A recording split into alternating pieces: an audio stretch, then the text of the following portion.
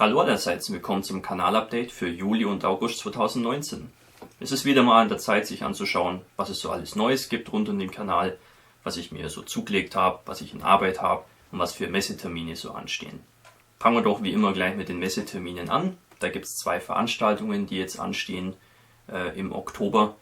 Das erste wären die Augsburger Modellbautage am 5. und 6. Oktober. Die werden veranstaltet vom Plastikmodellbauverein Augsburg. Da bin ich auch Mitglied und wirke da eben mit. Und deswegen werde ich da natürlich vor Ort sein, ausstellen und natürlich auch für Gespräche zur Verfügung stehen. Das ist eine kleine Ausstellung, aber hochkarätig. Wir haben viele Aussteller aus Süddeutschland, aber auch aus Österreich und auch aus Frankreich dieses Jahr dabei. Also ich denke mal, es lohnt sich auf jeden Fall. Ein bisschen einkaufen kann man auch. Wir haben zwar keine Händler, aber wir haben einen kleinen Flohmarkt eingerichtet, wo wir eben überschüssige oder ungewollte Bausätze für kleines Geld verschneuzen. Also wenn ihr Zeit habt und in der Nähe wohnt, lohnt es sich auf jeden Fall vorbeizukommen. Ich würde mich freuen. Die zweite Veranstaltung im Oktober ist die 12. Internationale Modellbaumesse in Ried in Österreich am 19. und 20. Oktober. Das ist so mitunter eigentlich die schönste Veranstaltung im Jahr. Da fahre ich immer sehr gern hin. Es ist total gemütlich, es ist hochkarätig trotzdem. Einfach gut organisiert und einfach angenehm. Ich war auch dieses Jahr, wie ihr vielleicht wisst, in Norddeutschland, in Lingen. Auch eine grandiose Messe, noch ein höheres Niveau, noch größer alles. Aber ist für mich einfach ein bisschen hektischer dorthin zu kommen, weil es doch wirklich weit ist. Nach Österreich komme ich doch etwas einfacher. Jedenfalls, ihr könnt mich dort wieder finden in Ried. Ich freue mich auf euch. Wenn ihr da seid, schaut's vorbei. Ich bin mir sicher, dass ich da wieder viele alte Bekannte treffe und vielleicht auch ein paar neue Leute. So, das wären jetzt die Veranstaltungen, die anstehen. Werfen wir noch kurz den Blick zurück auf eine vergangene Veranstaltung. Da möchte ich auch noch kurz was dazu sagen. Und zwar die Modelltage in Stammheim. Das war Mitte Juli, glaube ich. Da war ich ja einen Tag als Besucher vor Ort und muss sagen, der Weg hat sich auf jeden Fall wieder gelohnt. Das Wetter war auch etwas angenehmer, man konnte es in dem Museum auch ganz gut aushalten von den Temperaturen her und die Aussteller haben wieder sehr viel Neues hingestellt an ihre Tische. Ja, hat mir auf jeden Fall wieder sehr gut gefallen. Die Händler hatten auch viel zu bieten, das schauen wir uns jetzt gleich mal an. Ich habe ja nur das Nötigste gekauft, wie immer. Zum Beispiel war ein Vertreter von John Smith Modellbau vor Ort, der viel Schönes im Angebot hatte. Da gab es zum Beispiel diverses im Maßstab 1:32. Zum Beispiel hier diesen französischen Chauchat-Schützen. Den habe ich ja schon im Video vorgestellt vor kurzem. Das könnt ihr euch ja noch anschauen, falls ihr das nicht kennt. Dann einen französischen Infanteristen. Und nochmal einen Infanteristen, der mehr so ein Essensträger ist. Ja, die 3, würde ich sagen, würden doch ganz gut in so ein kleines Schützengraben-Diorama passen. Das ist so grob der Plan. Dann gab es noch diverse Ratten. Die sind auch sehr schön detailliert und haben auch ganz unterschiedliche Posen. Kann man sowieso immer brauchen. Nicht nur für den Ersten Weltkrieg, das kann man für allerlei Dioramen verwenden. Und dann hier auch noch einen Beutel mit diversen einzelnen Köpfen zum Thema Erster Weltkrieg. Da sind ein paar Deutsche und Franzosen und so weiter drin.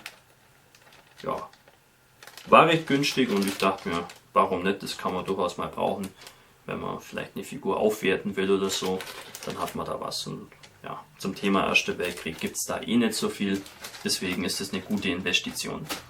Ja, dann gab es noch hier von Retro Tracks, das ist ein Hersteller, den ich nicht kenne bisher, einen verwundeten belgischen Soldaten aus dem Jahr 1940. War recht günstig. Der Guss von der Riesenfigur ist okay. Relativ viel Grad hier und da, aber kommen wir mit klar. Ist vor allem ein cooles Thema. Da gibt es normal nicht so viel. Und wenn ich mal wieder irgendwie so ein Diorama baue vom Westfeldzug, könnte der ganz gut passen. Dann gab es noch hier dieses Wägelchen für kleines Geld. Ich habe jetzt konkret nichts damit vor. Ich denke mir, kann man immer brauchen. Vielleicht mal irgendwie auf ein Diorama packen, irgendwie zerschossen im Straßengraben. Und dann gab es auch noch diverse Bäumchen, 4 Stück an der Zahl. Die sind von Coniferi Silvis, der Andreas Pape, so heißt er eigentlich. Der hat da immer einen großen Stand in Stammheim und verkauft da seine Bäumchen. Die sind alle handgemacht und schauen entsprechend auch wirklich super aus und sind nicht zu teuer für das, was sie sind. Die machen da wirklich einiges her. Ja, das wäre es soweit. Also ein paar Figuren und hauptsächlich Bäume. Ja, finde ich, ist eine ganz gute Ausbeute. Dann habe ich auch noch so allerlei coole Leute getroffen, zum Beispiel den Reiko. Das war ein Aussteller vor Ort. Der hat mich einfach angesprochen, weil er mich kennt. Das ist nie verkehrt, weil ich kenne die Leute ja nicht. Die Leute kennen mich, weil sie die Videos anschauen und nicht andersrum. Deswegen ist es immer gut, wenn man mich anspricht und Hallo sagt, dann kommt man leicht ins Gespräch. Und das war hier besonders witzig, weil ich ihm noch ein bisschen was zum Thema Figuren malen vermitteln konnte. Er hat mir dann auch noch eine Figur geschenkt, hier von Soll, einen 1:16er deutschen Panzersoldaten aus Resin. Der Sockel ist auch dabei, ziemlich cool. Ist ein Hersteller, den ich vorher noch nicht kannte. Ist mal was anderes. Vielen Dank, Reiko. Finde ich sehr nett von dir. Und vielleicht sehen wir uns wieder mal und dann hau mich wahrscheinlich deine Figuren von den Socken, weil du alles, was ich dir da so gezeigt habe, noch weiterentwickelt hast und verbessert hast und dann gibt es nur noch Medaillen im Wettbewerb. Also vielen Dank und vielleicht sieht man sich wieder mal. Abgesehen vom Reiko habe ich dann noch 3 Leute getroffen, die haben mir dann noch diverse Bausätze gespendet für meinen Modellbaukurs vom Ferienprogramm. Leider ist mir einer der Namen entfallen. Und ich möchte jetzt nicht die anderen beiden namentlich nennen und den anderen nicht, das wäre irgendwie ein bisschen unfair. Deswegen bedanke ich mich jetzt einfach mal ganz allgemein dafür. Und ihr wisst, wie ihr seid und dass ihr gute Leute seid. Wir haben uns ja auch länger unterhalten. Finde ich wirklich gut, dass dieser Workshop so große Unterstützung erfährt und dass ich mir da keine Sorgen machen brauche, dass ich den Kindern keine Bausätze zur Verfügung stellen kann. Wo wir schon gerade bei den Spenden für den Workshop sind, da muss ich auch noch 2 danken. Und zwar einmal den Ralf, der hat auch wieder sehr viel springen lassen. Der war ja schon letztes Jahr oder vorletztes Jahr einer der sehr großzügigen Unterstützer. Und die zweite Spende kam von Modellbau Koch aus Augsburg. Da kann man sich auch immer drauf verlassen, wenn ich da in den Laden gehe, dass mir da geholfen wird mit kleinen Bausätzen, aber auch mit ein bisschen Werkzeug. Das finde ich auch immer super. Und da habt ihr euch auf jeden Fall meinen Dank und meine Anerkennung mehr als verdient. Der Workshop hat im Übrigen inzwischen schon stattgefunden für dieses Jahr. Und zwar am 10. und 11. August. Läuft ja immer 2 Tage. Es waren 6 Kinder angemeldet und die hatten alle ihre höchste Freude. Ich habe da ja ein paar Fotos auf Facebook gepostet und ich habe ja auch einen Film drüber gemacht, einen kurzen, wo man sehen kann, wie es da so zugeht, was für ein Chaos die da veranstalten, aber auch was für schöne Modelle die da bauen. Ich handhabe das immer so, die Kinder, die sollen machen, wie sie meinen. Also da gibt es keine Vorschriften, wie die das jetzt bemalen wollen oder ob sie es bemalen wollen, wie sie es zusammenbauen, ob sie es ordentlich machen oder eher nicht so ordentlich. Das ist alles denen ihr Bier und ich finde schon, dass die das sehr genießen und da auch gerne wiederkommen. Da sind ja wirklich einige dabei, die da jedes Jahr kommen, wenn es geht. Manche sind auch schon zu alt fürs Ferienprogramm, die kommen trotzdem vorbei. Da habe ich auch nichts dagegen. Kinder und Jugendliche, das ist beides genauso wichtig, dass man denen ein bisschen was bietet mit so einem Kurs und denen was beibringt. Und war wieder sehr schön, ich habe es sehr genossen und nächstes Jahr findet es auf jeden Fall wieder statt. So, machen wir weiter mit dem nächsten Thema. Mich hat vor einer Weile wieder eine Zusendung von Geodesign erreicht. Für die übe ich so eine Art Beratertätigkeit aus. Die schicken mir Beispiele von ihren Produkten und wollen dann eben hören, ob das preislich in Ordnung ist, ob die Qualität stimmt, ob es da Abnehmer gibt, was man einfach noch besser machen kann. Und das finde ich eigentlich ganz cool und interessant. Und wenn es den Jungs hilft, dann ist es ja noch besser. Das mitunter interessanteste davon waren diese beiden Sets mit den Zeltbahnen. Die habe ich auch schon im Video vorgestellt. Das ist einmal Splittertarn und einmal Erbsentarn. Da wurde auch zu Recht eingewandt von manchen Zuschauern, dass es Zeltbahnen im Erbsentarnmuster überhaupt nicht gab. Wusste ich zum Beispiel auch nicht, aber ja, man lernt nie aus und jetzt habe ich das auch richtig gestellt für alle, die regelmäßig zuschauen. Erbsentarnmuster gab es nicht. Das soll aber kein Hinderungsgrund sein, weil ich denke, es gibt doch viele, die ja, dieses 1946 Zeug gern bauen und da kann man das ja durchaus verwenden. Ja, habe ich in dem Video schon vorgestellt. Dann gab es hier noch diverse Gullideckel. Die sind hier so aus Gießkeramik. Kann man immer brauchen. Das passt auch gut zu diesem ganzen Pflasterstein, was es da von Gero Design gibt. Dann hier das Zubehörset für die Schlacht um Aachen. Und dann das eigentliche Set Schlacht um Aachen. Ja, das habe ich mir jetzt noch nicht näher angeschaut. Da muss ich noch Feedback geben. Ja, aber im Prinzip ist das nichts anderes als hier so eine Straße und so eine Häuserfront. Relativ simpel, aber manchmal reicht es ja auch. Ja, das muss ich nur mir näher anschauen. Aber ich habe es euch jetzt mal gezeigt, dass es sowas gibt. Und wenn ihr Interesse habt, Gero Design hat ja natürlich auch einen Webshop. Da könnt ihr gerne mal vorbeischauen. So, das wäre es jetzt schon fast. Eine Sache habe ich noch, und zwar habe ich ja, ein paar Neuerungen hier für meine Werkstatt besorgt. Dem einen oder anderen ist es vielleicht schon aufgefallen. Ich habe eine neue Arbeitsmatte, die sogar noch einigermaßen sauber ist. Und ich habe mir auch eine neue Lampe besorgt. Also kann man es sehen? Ja, ist ganz cool, ist eine LED-Lampe. Man wird ja auch nicht jünger und irgendwie brauche ich einfach mehr Licht, habe ich festgestellt, dass ich einfach mehr sehe. Diese LED-Lampe ist zum Videofilmen nicht so gut geeignet, aber zum Arbeiten ist sie ganz gut. Also ja, mehr als gerechtfertigt diese Investition. Schauen wir uns jetzt an, was ich seit dem letzten Update fertig bekommen habe. Das war nur eine Sache, und zwar dieses kleine Diorama hier mit dem L6-40 von Itellery im Maßstab 1:35. War wieder mal ein kleines und spaßiges Projekt. Ging auch relativ zügig von der Hand, weil einfach da nicht so viel dran ist. War eigentlich genau das Richtige für den heißen Sommer. Dargestellt wird hier eine kleine Szene während der Operation Kleiner Saturn im November 1942, wo eben die italienischen und ungarischen Stellungen im Flankenbereich von Stalingrad eben überrannt wurden. Da sind viele Fahrzeuge einfach liegen geblieben oder wurden aufgegeben und das ist eben das, was hier dargestellt wird. Gebaut habt ihr es ja schon gesehen das letzte Mal, deswegen erkläre ich noch kurz was zur Bemalung und zur Alterung. Ja, lackiert ganz normal mit Revell Acrylfarben, da habe ich erst so einen Sandfarbenton aufgesprüht, dann grüne Flecken und dann ging es an die Wintertarnung, die wollte ich ziemlich verwaschen darstellen. Da habe ich zuerst einmal ein bisschen Maskol aufgetupft. Das ist so eine Abdeckmasse, die kann man mit einem Schwamm relativ gut auftupfen. Dann habe ich weiß drüber lackiert, allerdings ja nicht sehr deckend und auch sehr unterschiedlich. Also ein bisschen mehr Farbe dort, ein bisschen weniger hier, dass es einfach unregelmäßig wird. Dann habe ich das Maskol wieder abgekratzt mit einem Borstenpinsel.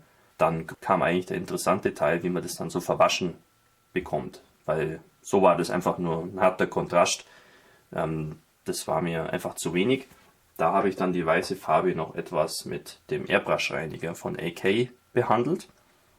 Das ist ein bisschen risikoreich, aber wenn man weiß, was man tut, geht es eigentlich ganz gut. Man braucht einen kleinen Pinsel und ja, ein bisschen mit Airbrush-Reiniger befeuchten und dann kann man da die weiße Farbe ein bisschen so verwaschen auf dem Modell. Man soll natürlich nicht irgendwie auf der Stelle rumreiben, sondern einfach nur so ein bisschen benetzen und ein-, zweimal drüber streichen und dann sollte es reichen. Und dann ist da eigentlich ein ziemlich cooler Effekt entstanden, der mir echt gut gefällt. Werde ich in Zukunft, glaube ich, immer so machen. Den Schlamm am Modell habe ich dann mit Erde aus dem Garten dargestellt und das Ganze wurde dann noch ganz stark mit Ölfarben getränkt und getüncht, damit es dann einfach von der Farbe ein bisschen besser passt und schön dunkel wird. Einer der letzten Schritte war dann der Schnee. Das ist eigentlich immer die schönste Sache, weil das so einfach geht. Da fragen mich immer viele, was ich da verwende. Ich nehme immer hier dieses Zeug mit diesem saublöden Namen Rasteranao. Weiß nicht, was das heißen soll, was mir das sagen soll, aber das Zeug funktioniert echt gut. Kann man mit Wasser und Holzleim mischen und dann eben auftragen, wo man es haben will. Funktioniert echt gut, bin ich total zufrieden damit. Und das ist eigentlich auch der Grund, warum ich finde, dass so Schneedioramen mitunter das Einfachste sind, was man machen kann. Da braucht man nicht viele Pflanzen oder so. Man braucht einfach nur ein bisschen Dreck und dieses Schneepulver und dann sieht das eigentlich total gut aus. Gut, kommen wir jetzt zu den Projekten, die ich gerade so in Arbeit habe. Das hier sind meine Figuren zum Thema englischer Bürgerkrieg. Da war das letzte Mal nicht ganz klar, wo es eigentlich hingehen soll, was das kleine Diorama eigentlich darstellen soll. Ich habe mich jetzt entschieden, da eine Artilleriestellung zu bauen. Da habe ich mir auch schon die Kanone dafür besorgt. Und zwar von MMA ist die. Ein Falconet. Das passt eigentlich ganz gut. Die Kanone schaut zwar jetzt schön aus, war aber ein bisschen nervig, die ganzen Teile zu versäubern.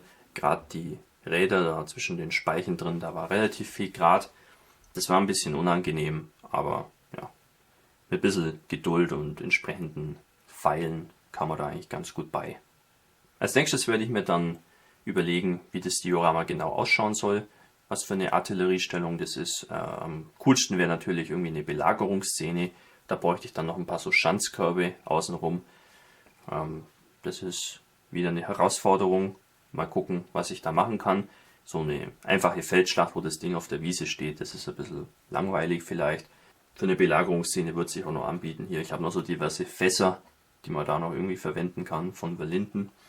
Also da gibt es verschiedene Möglichkeiten, das interessant zu gestalten. An meinem 1944 Diorama mit dem abgestürzten Horsa-Gleiter und dem Gepard-Flakpanzer habe ich nicht weitergearbeitet. So große Dioramen sind gerade irgendwie nicht so mein Fall vielleicht.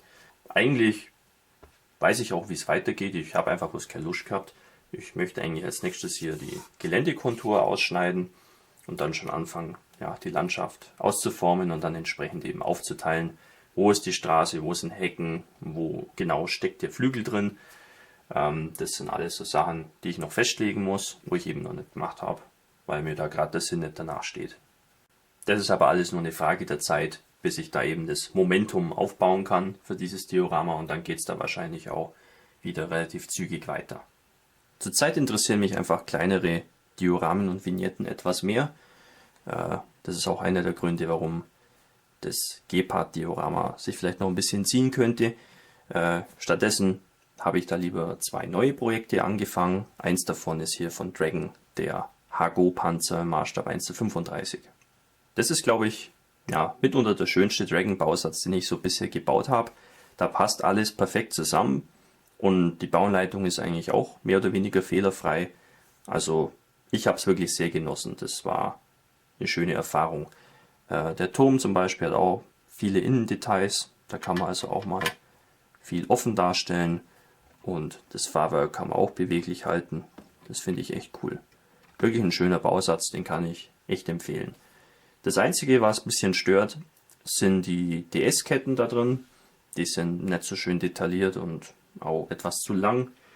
Darum spendiere ich dem Teil hier von Frihul noch die Metallketten. Das kann sicherlich nicht schaden. Und zusammen mit dem beweglichen Fahrwerk ist es bestimmt eine coole Sache, wenn der dann ja, auf einem Diorama steht und es eben nicht ganz eben ist. Das Ganze soll auch wieder eine kleine Szene werden. Nur eine Figur gibt es dafür, und zwar von Verlinden, einen japanischen Panzersoldaten, der da einfach so rumsteht. Und das Diorama selber, da habe ich mir jetzt nicht so ganz genau Gedanken dazu gemacht. Vielleicht wird es ja irgendwie ein Wald, ein Regenwald. Oder man könnte auch hier von Verlinden diesen japanischen Schrein verwenden. Wenn man irgendwie ein Diorama baut aus den 30er Jahren, in Japan zum Beispiel, muss ja jetzt keine Kriegsszene sein, kann ja auch ja, irgendwie Manöver sein in Friedenszeiten oder so. Also da gibt es verschiedene Möglichkeiten, da bin ich mir noch nicht ganz sicher. Aber mir würde, glaube ich, der Wald besser gefallen. Da muss ich noch schauen, wie ich das genau deichsel.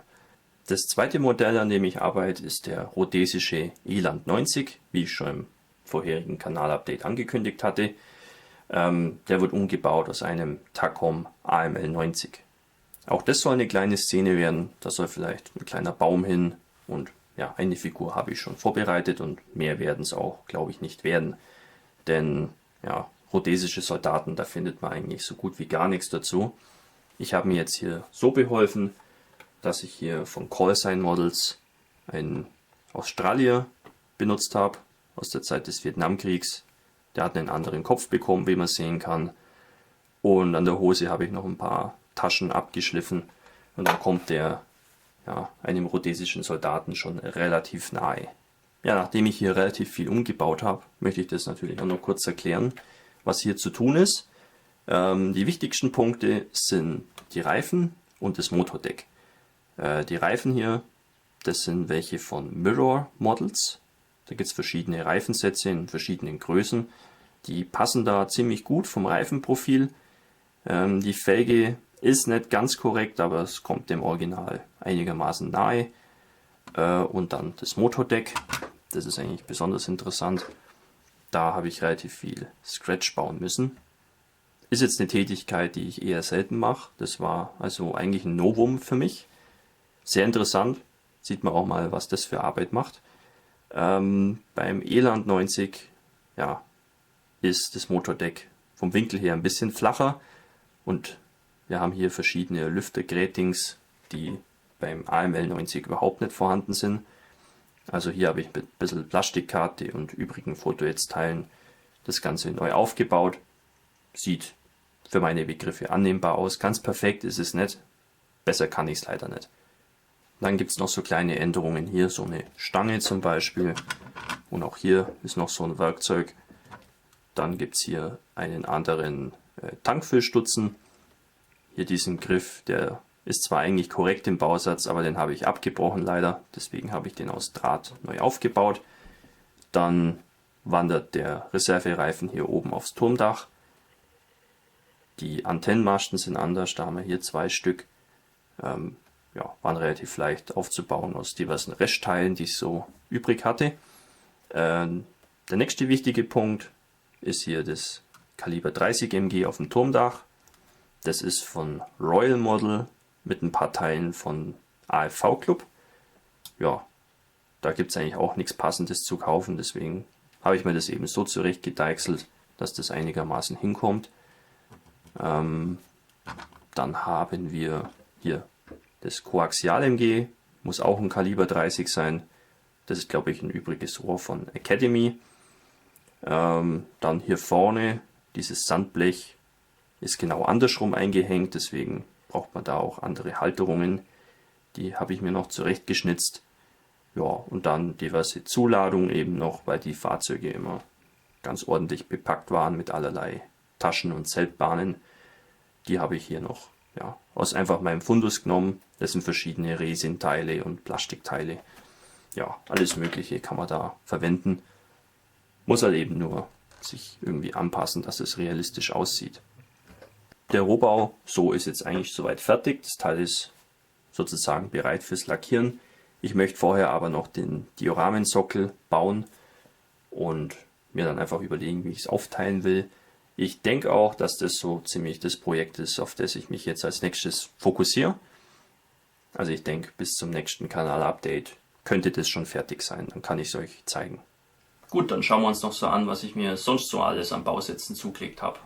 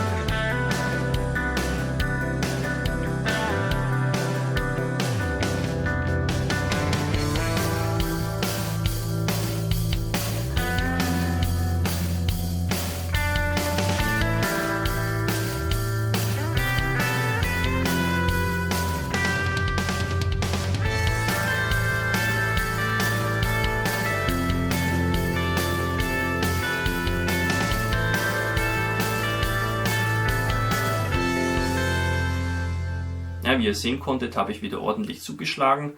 Da gab es so diverse Summer Sales in verschiedenen Shops und Urlaubsgeld gab es auch von der Arbeit. Dann dachte ich mir, was soll der Geiz?